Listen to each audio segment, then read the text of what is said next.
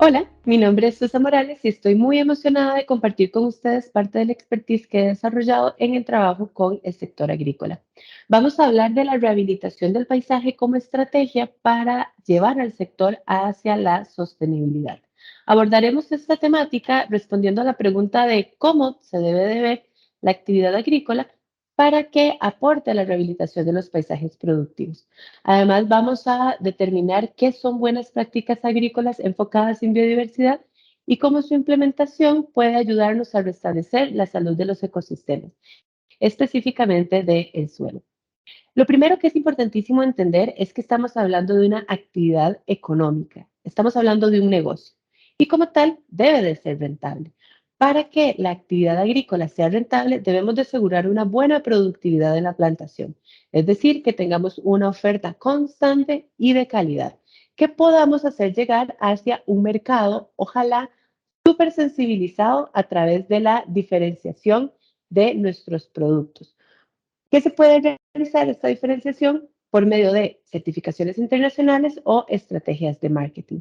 Lo segundo, pero no menos importante, es que la actividad agrícola responsable debe de ser sostenible.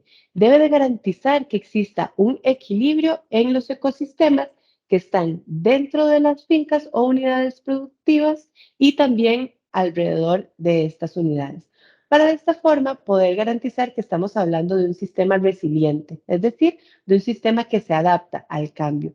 Y el cambio provocado por disturbios desde socioambientales, como la pandemia provocada por el COVID-19, hasta ambientales, como el bien conocido cambio climático que trae muchísimas afectaciones para el sector. Cuando hablamos de una actividad agrícola responsable que toma en cuenta su rentabilidad y su sostenibilidad, podemos pensar que estamos hablando de una actividad que apunta y que aporta a la rehabilitación de los paisajes productivos.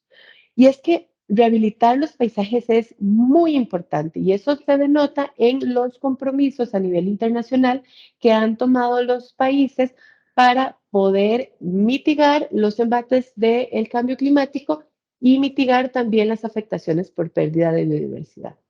Tenemos, por ejemplo, y por mencionar algunas, las metas Aichi que están direccionadas a pérdida de biodiversidad, la estrategia Red Plus direccionada en mitigación ante el cambio climático. Apenas un año después se pone sobre la mesa en el Foro de las Naciones Unidas para los Bosques a este importante ecosistema. En el 2015, la Agenda 2030 nos da una visión estratégica clara sobre la sostenibilidad económica, social y ambiental y más recientemente en el 2023, en el marco mundial del Junín Montreal, el convenio sobre la diversidad biológica pone al centro de las discusiones al sector privado como uno de los principales actores en la lucha ante la pérdida de la biodiversidad. Y es que de forma general, estos convenios internacionales y estas conversaciones entre organismos internacionales tienen en común como fin último asegurar los bienes y servicios ecosistémicos que conforman el capital natural que es necesario para desarrollar las actividades económicas. En el gráfico vemos un ejemplo de Costa Rica, país que alcanzó en 1987 su máximo grado histórico de deforestación. Pero también vemos que la línea verde que denota el crecimiento en la cobertura forestal que sucedió después de este año, se comporta de forma paralela con un indicador económico muy importante como lo es el Producto Interno Bruto de este país. Por supuesto que habrá que tomar en cuenta otros elementos que pueden haber influenciado este histórico del país en desarrollo, como es Costa Rica, pero lo que esto demuestra es que sí se puede mejorar la economía de un país de la mano con la rehabilitación de los paisajes productivos. Y es más, es probable, y me atrevo a decir, que ese es el camino que hay que seguir. Y es que bien, ahora, cuando hablamos de recuperación de servicios ecosistémicos, muchas veces nos quedamos solamente en conservación pura o restauración pura de parches de bosque. Pero no debemos de olvidar el rol fundamental que tienen los sistemas productivos sostenibles. Un sistema productivo puede ser sostenible a través de un sistema agroforestal, pero también, y no menos importante, a través de sistemas de monocultivos que potencien la biodiversidad. En ambos casos, lo que es necesario es que se facilite y se promueva el intercambio genético entre los o las especies de los ecosistemas naturales que circundan estos sistemas productivos, ya sea a través de rutas de conectividad o a través de la diversificación de las especies o de la agrobiodiversidad del sistema. Eso sí, hay acciones indispensables que no se pueden olvidar cuando hablamos de rehabilitación del paisaje productivo. La primera es entender la finca como un agroecosistema.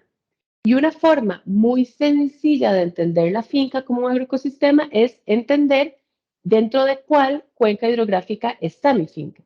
Una cuenca hidrográfica es un espacio de terreno delimitado en función de los flujos del recurso hídrico. Y cuando yo entiendo dónde estoy en la cuenca hidrográfica, puedo tomar decisiones de medidas que equilibren el ecosistema de mi unidad productiva y también de los ecosistemas que me circundan. Y una segunda acción indispensable es comprender los elementos que influencian el paisaje. Elementos como el suelo, el clima, el agua o los organismos deben estar en equilibrio para asegurar paisajes productivos. Y si hablamos de medidas específicas para asegurar paisajes productivos, también estamos hablando de buenas prácticas agrícolas, que básicamente son medidas para la utilización sostenible de los recursos básicos para la producción y que garanticen la viabilidad económica, social y ambiental de la operación. Las buenas prácticas agrícolas son necesarias no solamente para la persona productora, sino también para la persona comercializadora y para la persona consumidora que se preocupa por la trazabilidad de los productos.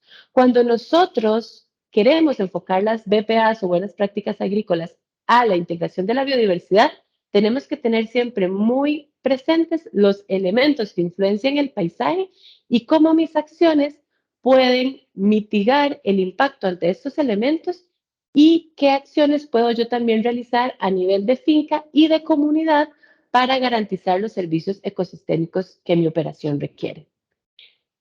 Un ejemplo muy tangible de cómo restablecer la salud de los ecosistemas nos trae beneficios es este estudio interesantísimo que demuestra que aumentando un 0,4% el contenido anual del carbono en el suelo agrícola, podemos aumentar hasta un 40% la productividad del sector.